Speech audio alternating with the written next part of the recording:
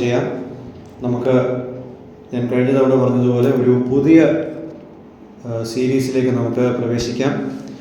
ഇന്നു മുതൽ നമ്മൾ ചിന്തിക്കാൻ പോകുന്നത് 1 തെസ്സലോനിക്കർക്ക് എഴുതിയ ലേഖനമാണ്. ഈ സെഷനിൽ ഈ ലേഖനത്തിൻ്റെ ഒരു ആമുഖം, ഇൻട്രൊഡക്ഷൻ പറയാനാണ് ഞാൻ ആഗ്രഹിക്കുന്നത്. ഇതിൽ എഴുത്തുകാർ, വായനക്കാർ, ഈ സഭയുടെ ചരിത്രം,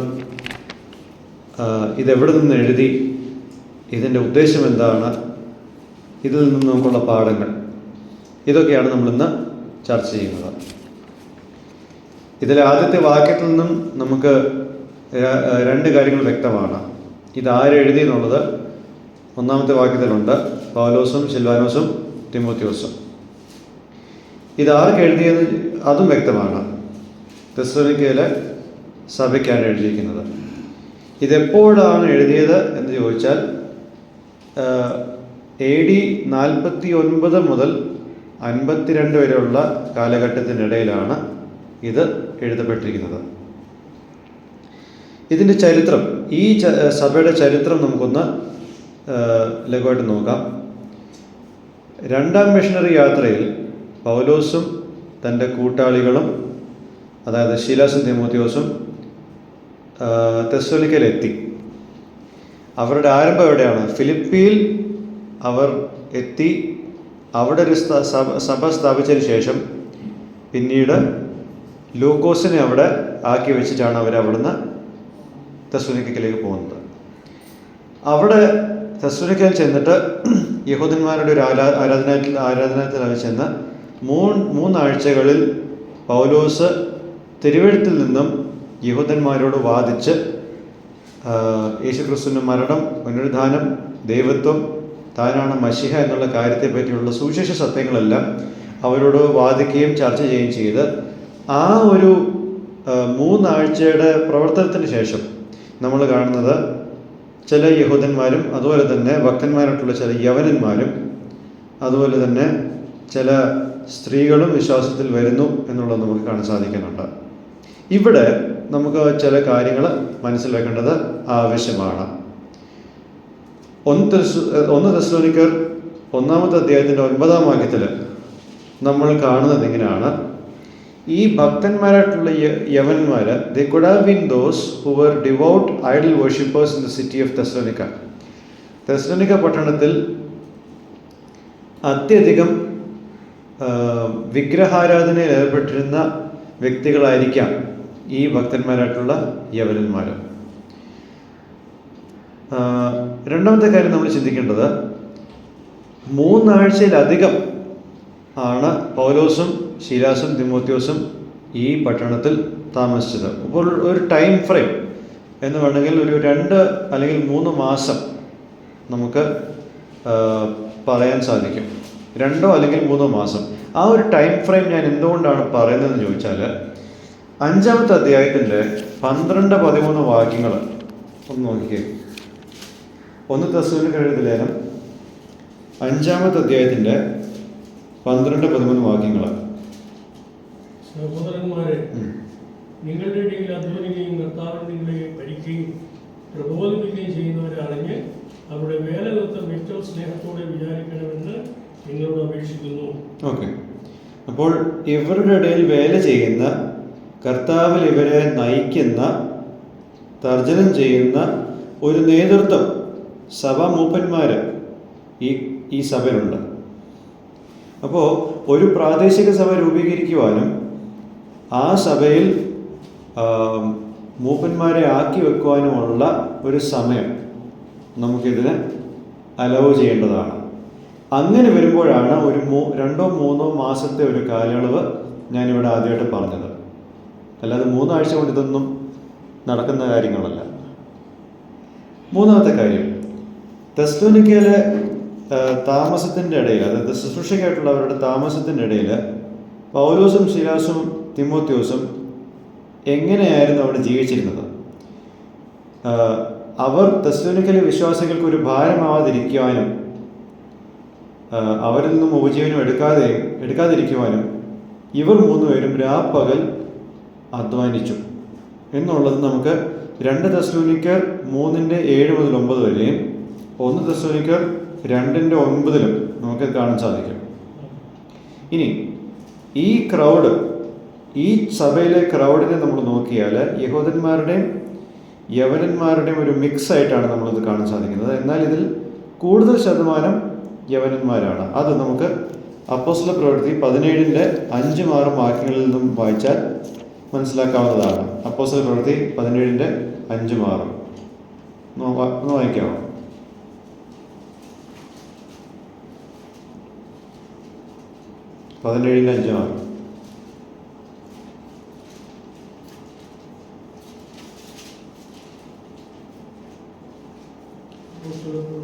യഹൂദന്മാരോ അസൂയ കൊണ്ട് വിനക്കെട്ടോടെ നടത്തുന്ന ചില ദുഷ്ടന്മാരെ ചേർത്ത് പുരുഷാരത്തിലിറക്കി പട്ടണത്തിൽ കലഹമുണ്ടാക്കി യാസോന്റെ വീട് വളഞ്ഞ് അവരെ ജനസമൂഹത്തിൽ കൊണ്ടുവരുവാൻ ശ്രമിച്ചു. കൊണ്ടുവായിക്കണോ? മതി. അപ്പോൾ അവിശ്വാസികളായിട്ടുള്ള യഹൂദന്മാർക്ക് അസൂയ ഉണ്ടായിട്ട് അവരിത് ചെയ്തു. കാരണം ജാതികളുടെ ഇടയിലുള്ള അവരുടെ സ്വാധീനവും ശക്തിയും ദോഷിച്ചു പോകുന്നു.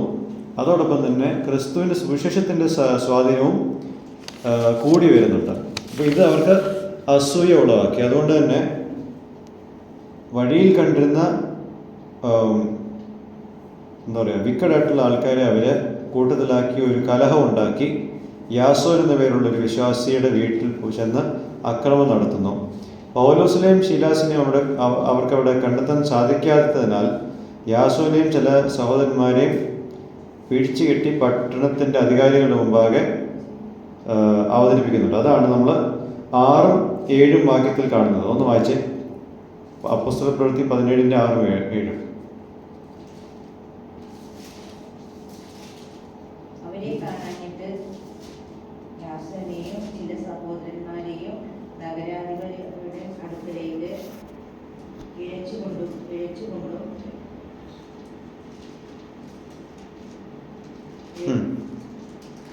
ഭൂലോകത്തെ കലയിപ്പിച്ചത് ഇവിടെയും എത്തി. ഇസ്രായേൽ യാസേൻ അവരെ കൈക്കൊണ്ടു ഇരിക്കുന്നു. അവരൊക്കെയും യേശു എന്ന മറ്റൊരുവൻ രാജാവ് എന്ന് പറഞ്ഞുകൊണ്ട് കൈസരുടെ നിയമങ്ങൾക്ക് പ്രതികൂലമായി പ്രവർത്തിക്കുന്നു. ഓക്കെ. അപ്പോൾ ഇവര് ഈ സഹോദരന്മാരുടെ മേൽ ആരോപിക്കുന്ന കുറ്റം ഒന്ന് നോക്കിയാൽ അത് ഒരു രാജ്യദ്രോഹ കുറ്റമായിട്ട് തന്നെയാണ് വരുന്നത്. കൈസറിക്ക് വേറൊരു രാജാവിനെയാണ് അവർ പ്രസംഗിക്കുന്നതെന്നും പറഞ്ഞ് അങ്ങനൊരു കുറ്റം ഇവരുടെ മേൽ ആരോപിക്കുന്നുണ്ട്. അപ്പോൾ എന്താണ് നമ്മളിവിടെ കാണുന്നത്? 8-ാമത്തെ വാക്യത്തിൽ ജനക്കൂട്ടവും അധികാരികളും ഈ ഒരു കാരണം മൂലം ഡിസ്റ്റർബ്ഡ് ആവുന്നതായിട്ടാണ് നമ്മൾ കാണുന്നത്. ദേ വർ ഡിസ്റ്റർബ്ഡ്. ആ ഒരു ആശയക്കുഴപ്പം അവിടെ ഉണ്ടായി, അല്ലെങ്കിൽ ഒരു ആകുലത അവിടെ ഉണ്ടായി. അപ്പോൾ ഈ യഹൂദന്മാരുടെ ഉദ്ദേശം എന്താ? സുവിശേഷത്തിൻ്റെ വ്യാപനം ഈ പട്ടണത്തിൽ തടയണം എന്നുള്ളതാണ് ഇവരുടെ ആഗ്രഹം. പക്ഷേ ഈ നഗരത്തിൻ്റെ അധികാരികൾ ഒരു വിചാരണയ്ക്കോ അല്ലെങ്കിൽ ഇവരെ ശിക്ഷാവിധിക്കോ ഏൽപ്പിച്ചില്ല. കുറ്റം ആരോപിക്കപ്പെട്ട യാസോനെയും സഹോദരന്മാരെയും ഈ നഗരത്തിൻ്റെ അധികാരികൾ വിചാരണയ്ക്കോ ശിക്ഷാവിധിക്കോ ഏൽപ്പിച്ചു കൊടുത്തില്ല. പകരം അവരുടെ കയ്യിൽ നിന്നും സെക്യൂരിറ്റി ആയിട്ട് കുറച്ച് പണം ഈടാക്കി. എന്നിട്ട് ഇനി ഇതിനെ ചൊല്ലി വേറെ കലഹങ്ങളൊന്നും ഉണ്ടാവരുതെന്ന് പറഞ്ഞ് അവരെ വിട്ടയച്ചു. ഇതാണ് 1 തെസ്സലോനിക്കരുടെ ലേഖനത്തിൽ 2-ാമത്തെ അധ്യായത്തിൻ്റെ 13 മുതൽ 18 വരെ പരാമർശിക്കപ്പെടുന്ന സംഭവം. 1 തെസ്സലോനിക്കർക്ക് എഴുതിയ ലേഖനം 2-ന്റെ 13 മുതൽ 18 വരെ. അത് നമുക്ക് പിന്നീട് വായിക്കാം. ഇത് നമുക്ക് അറിയാൻ വേണ്ടിയിട്ട് ഞാൻ പറഞ്ഞതേ ഉള്ളൂ. ഈ സംഭവത്തിന് ശേഷം സഹോദരന്മാർ ഉടനെ തന്നെ പൗലോസിനെയും കൂട്ടാളികളെയും രാത്രിക്ക് തന്നെ ബെരോവയിലേക്ക് അയച്ചു. ഇങ്ങനെയാണ് ഈ സഭ ഇവിടെ ഉണ്ടാവുന്നത്. ഇനി ഈ ലേഖനം എവിടെ നിന്നാണ് എഴുതുന്നത്? അതൊന്നും കൂടെ നമുക്ക് ശ്രദ്ധിക്കാം. ബെരയോയിൽ പൗലോസ് ശുശ്രൂഷ ചെയ്യുന്ന സമയത്ത്, അല്ലെങ്കിൽ അത് ചെയ്ത് കഴിഞ്ഞിട്ട് തെസ്സലോനിക്കയിൽ പ്രശ്നമുണ്ടാക്കിയ യഹൂദന്മാർ ബെരോവയിലേക്കും വന്നു. ഇവിടെയും ജനങ്ങളെ ഇളക്കി വിട്ടു. അങ്ങനെ ബെരോവയിലുള്ള സഭ ഉണ്ടാക്കിയതിന് ശേഷം പൗലോസ് ശീലാസിനെയും തിമോത്തിയോസിനെയും ബെരോവയിൽ തന്നെ താമസിപ്പിച്ചിട്ട് പൗലോസ് അവിടുന്ന് പോയി. അപ്പോൾ ഈ ഒരു ഐറ്റ്നറി നമ്മൾ നോക്കിയാൽ ഫിലിപ്പി, തെസ്സലോനിക്ക, ബെറിയ, ഇങ്ങനെ നമ്മൾ ചിന്തിക്കണം. ഫിലിപ്പിയിൽ പൗലോസ്, ശീലാസ്, തിമോത്തിയോസ്, ലൂക്കോസ്, ഇവർ 4 പേരുണ്ടായിരുന്നു. ഫിലിപ്പിയിൽ നിന്നും പോരുമ്പോൾ ലൂക്കോസിനെ അവിടെ ആക്കി. ഓക്കെ. തെസ്സലോനിക്കയിൽ പ്രശ്നമുണ്ടാവുന്നു, അവരവിടുന്ന് പോകുന്നു. ബെരോയിൽ വരുന്നു, പ്രവർത്തിക്കുന്നു, അവിടെയും പ്രശ്നമുണ്ടാവുന്നു. പൗലോസ് ബെരോയിൽ നിന്നും പോകുമ്പോൾ ശീലാസിനെയും തിമോത്തിയോസിനെയും അവിടെ ആക്കി വെക്കുന്നു. ഇത്രയും നമ്മൾ അറിയണം. ബെരോയിൽ നിന്നും പോയതിനു ശേഷം പൗലോസ് ഏതൻസിൽ ചെന്നു. ഇത് നമ്മൾ അപ്പോസ്തല പ്രവൃത്തി 17:14 കാണുന്നത്. ഓക്കെ. ഏതൻസിൽ ചെന്നതിന് ശേഷം അവർക്ക് ഒരു സന്ദേശം അയച്ചു. അതായത് ശീലാസിനും തിമോത്തിയോസിനും സന്ദേശം ഏതൻസിൽ നിന്നും ബെരോവയിലേക്ക് അയച്ചു. അവരെത്രയും പെട്ടെന്ന് അവിടെ നിന്ന് ഇങ്ങോട്ട് വരണം എന്ന് പറഞ്ഞുള്ളൊരു സന്ദേശമായിരുന്നു അത്. അതാണ് 1 തെസ്സലോനിക്കർ ലേഖനം 3:1-2 വാക്യങ്ങളിൽ നമ്മൾ കാണുന്നത്. ഇനി പൗലോസിന് തെസ്സലോനിക്കയിലെ വിശ്വാസികളെ പറ്റി ചില കൺസേൺസ്, ചില ചിന്തകളുണ്ടായിരുന്നു. അതുകൊണ്ട് തന്നെ തിമോത്തിയോസിനെ അവരുടെ അടുത്തേക്ക് അവർ വിശ്വാസത്തിൽ ഉറപ്പിക്കുവാനും അവർ വിശ്വാസത്തിൽ സ്ഥിരതയോടെ ഇരിക്കുവാനും അവരെ പ്രബോധിപ്പിക്കാനും വേണ്ടിയിട്ട് പൗലോസ് തിമോത്തിയോസിനെ തിരിച്ച് തെസ്സലോനിക്കയിലേക്ക് അയച്ചു. അതോടൊപ്പം തന്നെ പൗലോസ് ശീലാസിനെ മക്കെദോന്യയിലേക്കും അയക്കുന്നുണ്ട്. ഏതൻസിലെ ശുശ്രൂഷയ്ക്ക് ശേഷം പൗലോസ് കൊരിന്തിലേക്ക് പോയി. അവിടെ കൊരിന്തിൽ അക്വിലയുടെ കൂടെയും പ്രിസ്കില്ലയുടെ കൂടെയും താൻ പ്രവർത്തിക്കുന്നു. അപ്പോൾ ചരിത്രം നമ്മൾ അറിയേണ്ടത് വളരെ അത്യാവശ്യമാണ്. അപ്പോൾ പൗലോസ് കൊരിന്തിലായിരുന്നപ്പോൾ ശീലാസും തിമോത്തിയോസും തിരിച്ച് പൗലോസിനെ കൊരിന്തിൽ ജോയിൻ ചെയ്യുന്നു. എന്നിട്ട് തിമോത്തിയോസിൽ നിന്നും കേട്ട വിവരങ്ങളുടെ അടിസ്ഥാനത്തിൽ പൗലോസ് 1-2 തെസ്സലോനിക്കർ ലേഖനം എഴുതുന്നു. കൊരിന്തിൽ നിന്നും. എവിടെ നിന്നാണ് എഴുതിയത്? കൊരിന്തിൽ നിന്നും. ഓക്കെ. ഇനി ഈ ലേഖനത്തിൻ്റെ പർപ്പസ് എന്താണ്? എന്തുകൊണ്ട് ഇത് എഴുതി? 4 കാര്യങ്ങളാണ് ഞാനിവിടെ പറയാൻ ആഗ്രഹിക്കുന്നത്. 1, വർദ്ധിച്ചു വരുന്ന പ്രതികൂലങ്ങളുടെ സാഹചര്യത്തിൽ പൊതുവെ ഈ സഭ ദൈവത്തോടുള്ള അവരുടെ നടപ്പിൽ വിശ്വസ്തത കാണിക്കുന്നുവെങ്കിൽ പോലും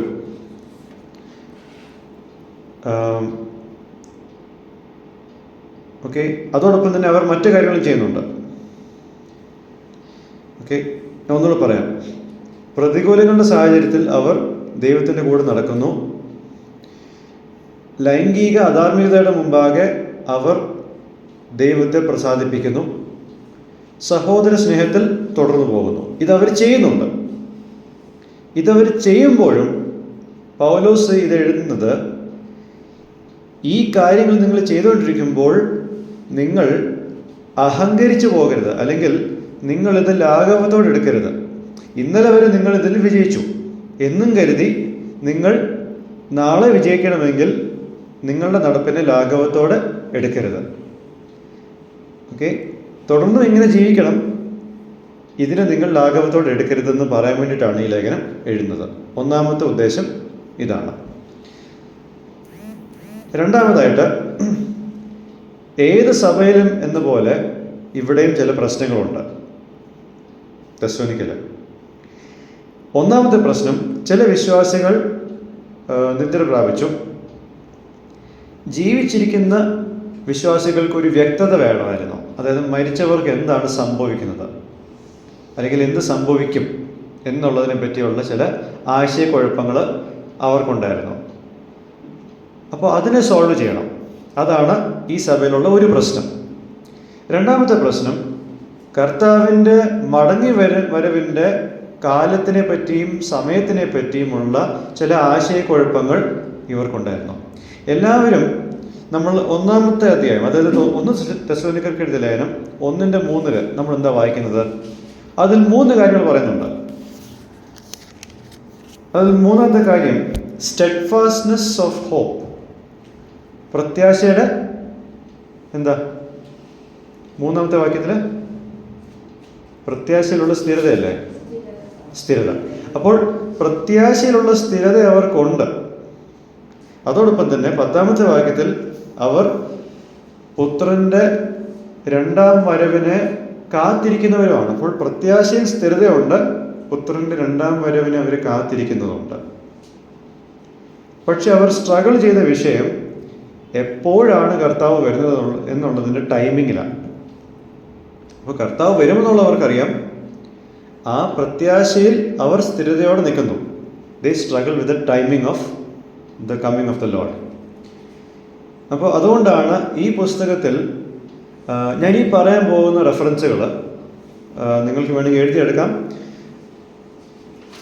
6 റെഫറൻസാണ് കർത്താവിൻ്റെ 2ാം വരവിനെ പറ്റി ഈ ലേഖനത്തിൽ പരാമർശിക്കുന്നത്. ഒരു കാര്യം പൗലോസ് പല ആവർത്തി പറയണമെങ്കിൽ അത് ഈ സഭ ഫേസ് ചെയ്യുന്നൊരു പ്രോബ്ലമാണ്. 1-ാമത്തെ അധ്യായത്തിൻ്റെ 10-ാമത്തെ വാക്യം, 2-ാമത്തെ അധ്യായത്തിൻ്റെ 19-ാമത്തെ വാക്യം, 3-ാമത്തെ അധ്യായത്തിൻ്റെ 13-ാമത്തെ വാക്യം, 4-ാമത്തെ അധ്യായത്തിൻ്റെ 16 മുതൽ 18 വരെ, 5-ാമത്തെ അധ്യായത്തിൻ്റെ 2-ാം വാക്യം, 5-ാമത്തെ അധ്യായത്തിൻ്റെ 23-ാമത്തെ വാക്യം. 5 അധ്യായങ്ങളിൽ 6 തവണയാണ് കർത്താവിൻ്റെ 2ാം വരവിനെ പറ്റി പറഞ്ഞിരിക്കുന്നത്. അത് ഞാൻ പറഞ്ഞു, എല്ലാ അധ്യായത്തിലും ഇത് പറയണമെങ്കിൽ ഈ സഭ ഈ ഒരു വിഷയത്തിനെ പറ്റി സ്ട്രഗിൾ ചെയ്യുന്നൊരു കാര്യമാണ്. അതുകൊണ്ടാണ് പിന്നെയും പിന്നെയും ഇതിനെപ്പറ്റി താൻ പറയുന്നത്. They struggle with the timing of his second coming. അപ്പോൾ തിമോത്തിയോസ് ഈ പ്രശ്നങ്ങളെല്ലാം പൗലോസിനോട് പറയുകയും ഈ വിഷയങ്ങൾക്കെല്ലാമുള്ള വ്യക്തത ഇവർക്ക് ലഭ്യമാകണമെന്നുള്ളതിൻ്റെ അടിസ്ഥാനത്തിലാണ് പൗലോസ് ഇത് എഴുതുന്നത്. ഇതാണ് 2-ാമത്തെ കാര്യം. ഓക്കെ, 3-ാമത്തെ കാര്യം, ചില വ്യക്തികൾ അവരുടെ ജോലി ഉപേക്ഷിച്ചിട്ട് ധനികന്മാരായിട്ടുള്ള വിശ്വാസികളുടെ പണത്തിൽ നിന്നും ജീവിക്കുന്ന ഒരു പ്രവണത ഈ സഭയിലുണ്ടായിരുന്നു. അപ്പോൾ 2 പ്രശ്നങ്ങളായിരുന്നു ഇവിടെ നമ്മൾ കണ്ടത്. എന്തായിരുന്നു? 1-ാമത്തെ പ്രശ്നം മരിച്ചവരെ പറ്റിയുള്ള ചിന്ത എന്താണ്? ജീവിച്ചിരിക്കുന്ന ആൾക്കാർക്ക് മരിച്ച ആൾക്കാരെ പറ്റിയുള്ള ചിന്ത. 2, കർത്താവ് എപ്പോൾ വരും?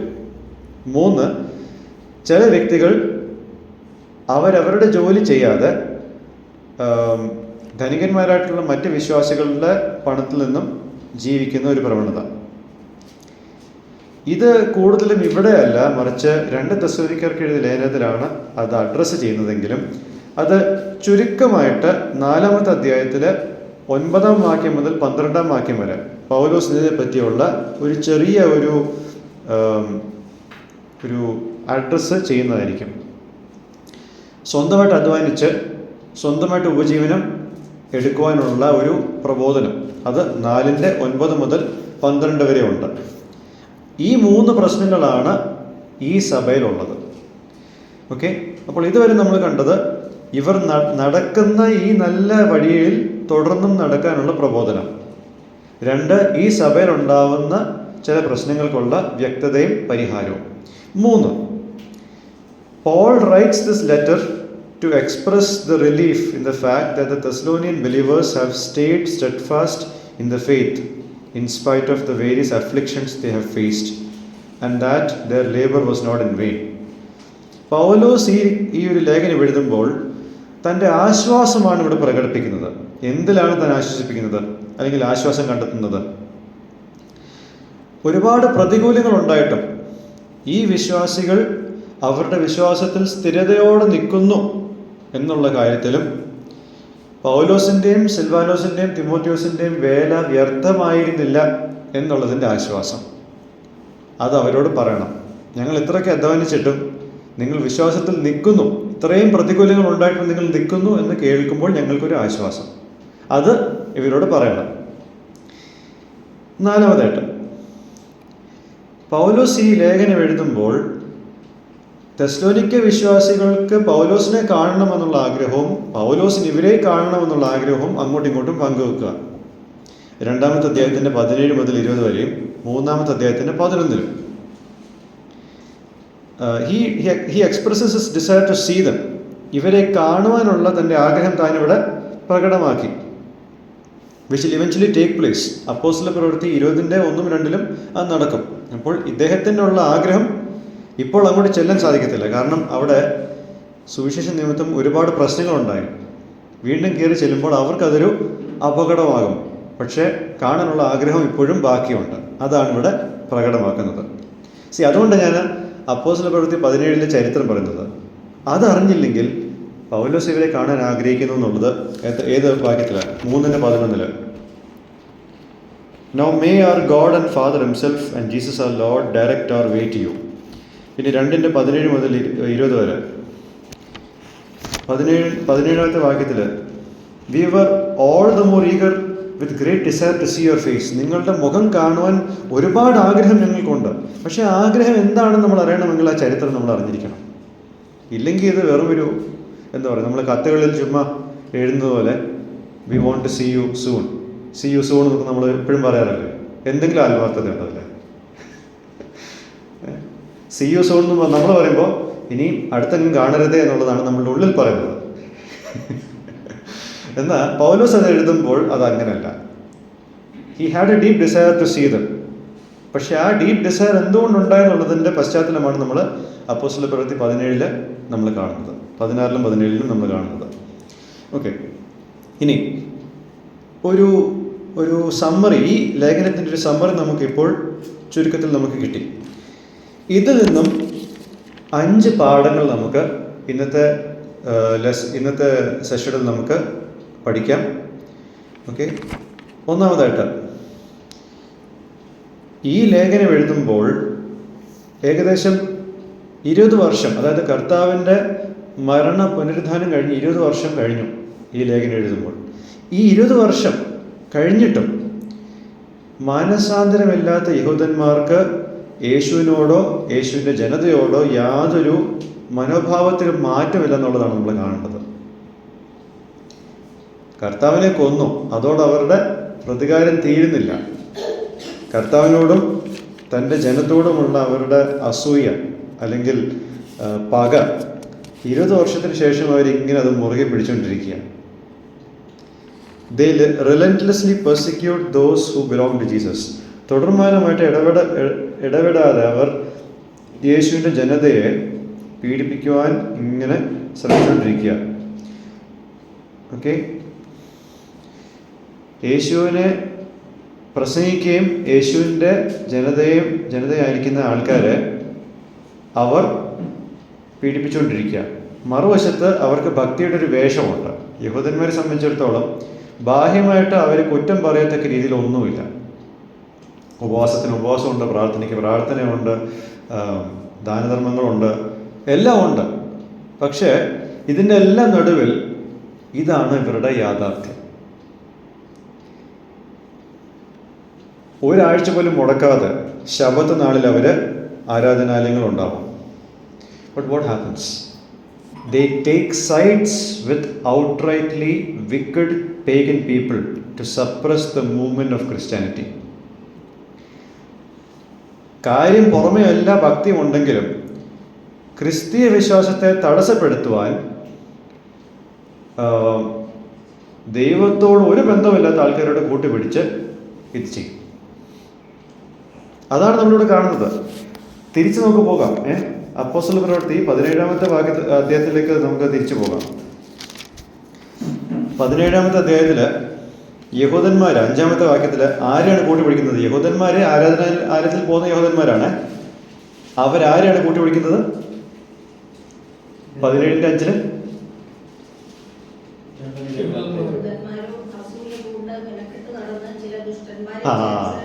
യഹൂദന്മാരും ദുഷ്ടന്മാരും ഒരു അവിശുദ്ധ ബന്ധമാണ് അവിടെ കാണുന്നത്.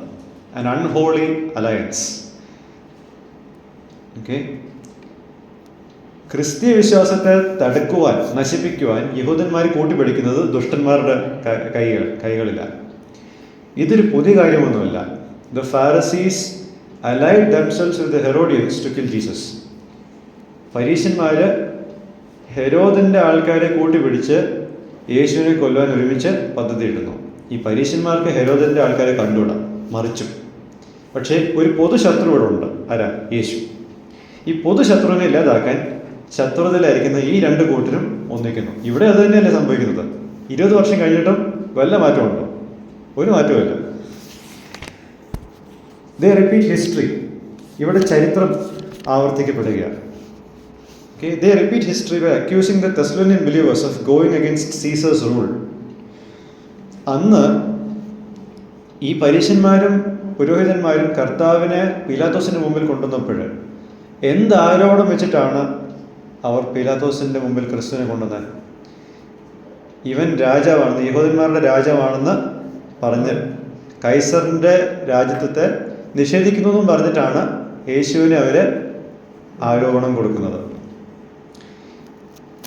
ഇവിടെ അത് തന്നെയല്ലേ സംഭവിക്കുന്നത്. അന്ന് യേശുവിന് കടന്നു പോകേണ്ടി വന്ന പീഡകൾ അത് തന്നെയാണ് യേശുവിൻ്റെ കൂടെ പോകുന്ന ഈ തെസ്സലോനിക വിശ്വാസികളും അനുഭവിക്കുന്നത്. കൈസറിൻ്റെ രാജ്യത്വത്തെ നിഷേധിക്കുന്ന ഒരു ജനതയാണ് ഇവർ എന്ന് ഇവർ പറയുന്നു. See, Paul and the rest of the believers have believed and preached regarding the messiahship of Christ. പൗലോസും തൻ്റെ കൂട്ടാളികളും മറ്റ് വിശ്വാസികളും എന്താണ് വിശ്വസിച്ച് പ്രസംഗിച്ചുകൊണ്ടിരുന്നത്? ക്രിസ്തു മശീഹയാണെന്നുള്ളതാണ്. അല്ലാതെ കൈസറിൻ്റെ വാഴ്ചയ്ക്ക് എതിരെ നിൽക്കുന്ന ഒരു ആളായിട്ടല്ല അവർ ക്രിസ്തുവിനെ അവതരിപ്പിച്ചത്. കൈസറിനേക്കാളും മുകളിലാണ് ക്രിസ്തു. So that is what is preached. So they drive Paul and company away in order to avoid the gospel being preached to the Gentiles. സുവിശേഷം അന്യജാതിക്കാരായിട്ടുള്ള ആൾക്കാരിൽ എത്താതിരിക്കുവാൻ ഈ തെസ്സലോനിക്കയിലെ യഹൂദന്മാർ പൗലോസിനെയും കൂട്ടാളികളെയും അവിടുന്ന് ഓടിച്ചു വിടുകയാണ്. So what happens to people who are like this? ഇങ്ങനെയുള്ള വ്യക്തികൾക്ക് എന്താണ് അവസാനം സംഭവിക്കുന്നത്? 2-ാമത്തെ അധ്യായം, 1 തെസ്സലോനിക്കർക്ക് എഴുതിയ ലേഖനം 2-ാമത്തെ അധ്യായത്തിൻ്റെ 16-ാമത്തെ വാക്യം ഒന്ന് വായിക്കാം. അതിൻ്റെ അവസാനത്തെ ഭാഗം എന്താണ്?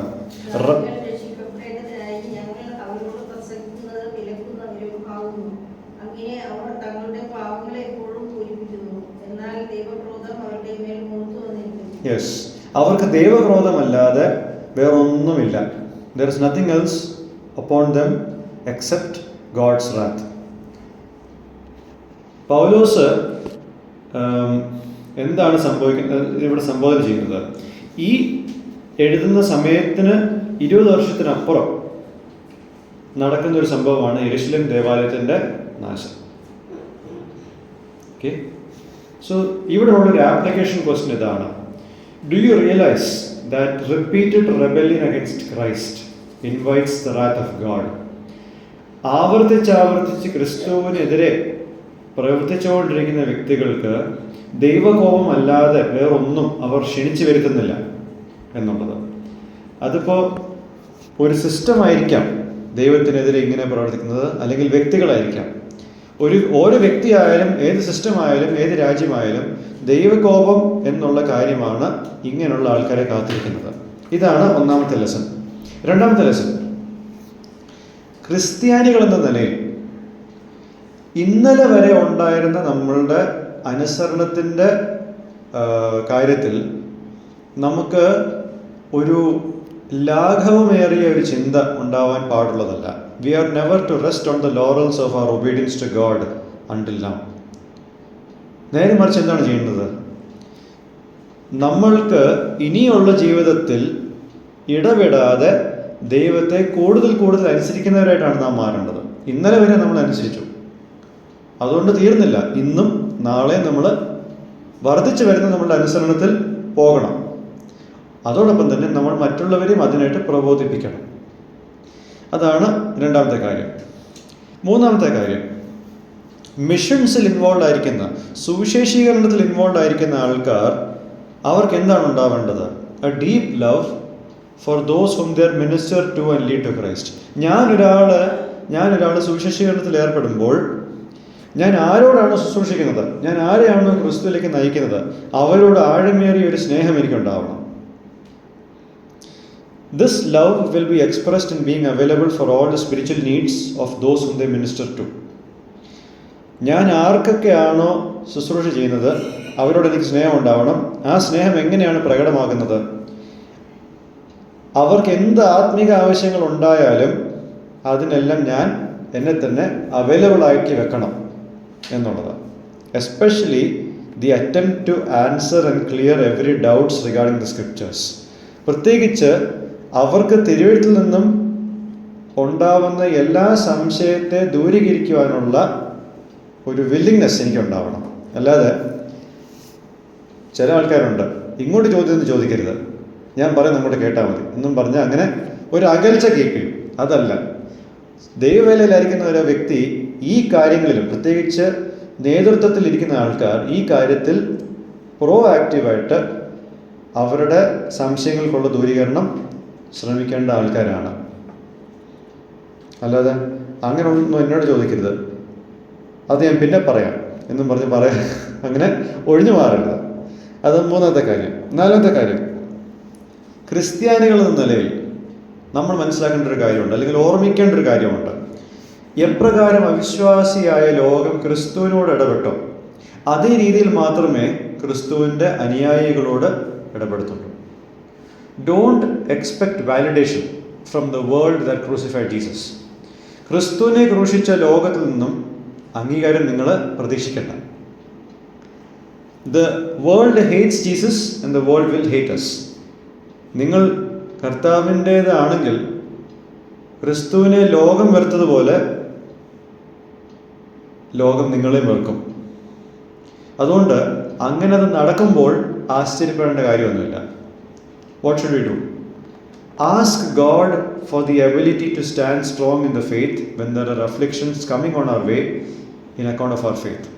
വിശ്വാസം നിമിത്തം അനേകം ക്ലേശങ്ങൾ നമ്മളുടെ മുമ്പാകെ വരുമ്പോൾ വിശ്വാസത്തിൽ ശക്തിപ്പെട്ട് സ്ഥിരതയോടെ നിൽക്കുവാനുള്ള ബലത്തിനായിട്ട് നമുക്ക് ദൈവത്തിൻ്റെ മുമ്പാകെ പോകാം.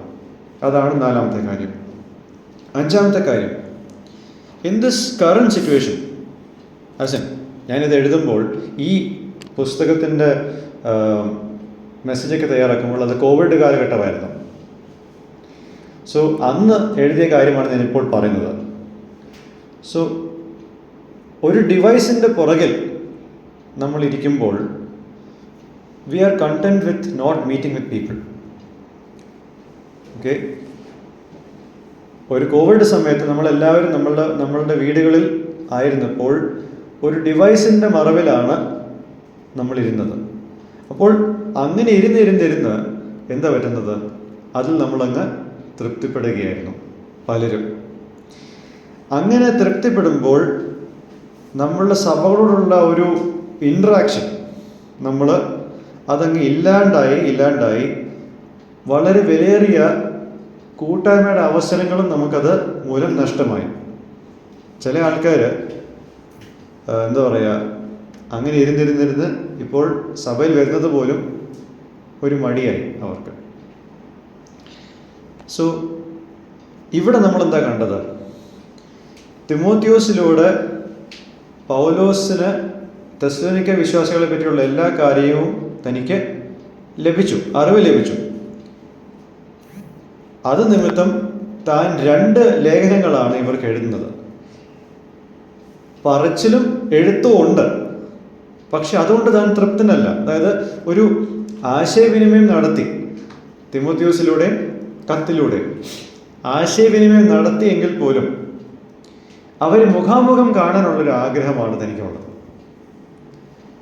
ഇന്നൊരാൾ സൂമിൽ കണ്ടു, അതായത് ഇന്നൊരാളെ വീഡിയോ കോൾ ചെയ്തു എന്നതിലുപരി ഫേസ് ടു ഫേസ് ആയിട്ടുള്ളൊരു ഇൻട്രാക്ഷനാണ് താൻ ഇവിടെ ആഗ്രഹിക്കുന്നത്. തെസ്സലോനിക്ക വിശ്വാസികൾക്കും അതുപോലുള്ളൊരു ആഗ്രഹമാണ്. അവർക്കും പൗലോസിനെ മുഖാമുഖം കാണണമെന്നുള്ളൊരു ആഗ്രഹമുണ്ട്. So has your Christian relationship or fellowship with your church members grown cold to the point where you don't desire meeting them now? നിങ്ങളുടെ സഭാ വിശ്വാസികളെ കാണാതിരിക്കത്തക്കവണ്ണം നിങ്ങളുടെ കൂട്ടായ്മ അത്രയ്ക്കും തണുത്തു പോയിരിക്കുകയാണോ? ഇത് അന്ന് ഞാൻ എഴുതുമ്പോൾ അത് ഒരുപക്ഷെ ഇന്നും നമുക്ക് ചിന്തിക്കേണ്ട ഒരു ചോദ്യമാണ്. സഭയിൽ സ്ഥിരമായിട്ട് വരാതിരുന്ന് ഒടുവിൽ സഭാ അംഗങ്ങളോടുള്ള ബന്ധം അറുത്ത് മാറ്റി അങ്ങനെയുള്ളൊരു അവസ്ഥയിലാണോ നമ്മളിൽ ആരെങ്കിലും ആയിരിക്കുന്നത്? ഒരാഴ്ച വന്നില്ലെങ്കിൽ നമുക്കതൊരു അസ്വസ്ഥത ഉണ്ടാക്കണം. ചിലപ്പോൾ ഒരാഴ്ച ഇല്ലാത്ത അസ്വസ്ഥത പിന്നീട് ഉണ്ടാവത്തില്ല. പിന്നീട് അത് തന്നെ നമ്മൾ തുടർന്ന് അവസാനം സഭയെ വേണ്ട എന്നുള്ള ഒരു ചിന്തയായി മാറും. Are you content with a zoom meeting or A phone call? ഒരു ഫോൺ വിളി അല്ലെങ്കിൽ ഒരു സൂം മീറ്റിങ്ങിലൂടെ മാത്രം മതി എന്നും പറഞ്ഞ് തൃപ്തരായിട്ടിരിക്കുന്നതാണോ നിങ്ങളുടെ ഉദ്ദേശം, അല്ലെങ്കിൽ ആ ഒരു ചിന്തയാണോ നിങ്ങൾക്കുള്ളത്? വെൽ, നമുക്ക് വളരെയധികം ചിന്തിക്കേണ്ട ഒരു കാര്യമാണ്. കാരണം ഫേസ് ടു ഫേസ് ആയിട്ടുള്ള കൂട്ടായ്മ, മുഖാമുഖം കണ്ടുകൊണ്ട് ഇടപെടുന്ന ഒരു കൂട്ടായ്മയാണ് ബൈബിൾ അനുശാസിക്കുന്നത്. ശരി, കൊറോണ സമയത്ത് നമുക്ക് അങ്ങനെയുള്ള ചില ലിമിറ്റേഷൻസ് ഉണ്ടായിരുന്നു. പക്ഷേ ദൈവം അത് മാറ്റിയിട്ടും നമുക്ക് തിരികെ വരാൻ സാധിക്കുന്നില്ലെങ്കിൽ there is something wrong with us. നമ്മൾ നേരത്തെ കൂട്ടായ്മ ആഗ്രഹിച്ചിരുന്നില്ല, കോവിഡ് അതിനൊരു കാരണമായി മാറി, അല്ലെങ്കിൽ അതിനൊരു ഒഴിവഴിവായിട്ട് മാറി. സോ ഇതോടുകൂടിയാണ് നമ്മുടെ ഇൻട്രൊഡക്ഷൻ നമ്മളിന്ന് തീർക്കുകയാണ്. അടുത്ത മാസം നമുക്ക് ദൈവം സമയം തരുന്നുവെങ്കിൽ 1-ാമത്തെ അധ്യായത്തിൻ്റെ 1 മുതൽ 3 വരെയുള്ള വാക്യങ്ങൾ നമുക്ക് ശ്രദ്ധിക്കാം. ദൈവം നമ്മളെല്ലാവരും സഹായിക്കട്ടെ. ദൈവം നാം മഹത്വപ്പെടുവാനാകട്ടെ.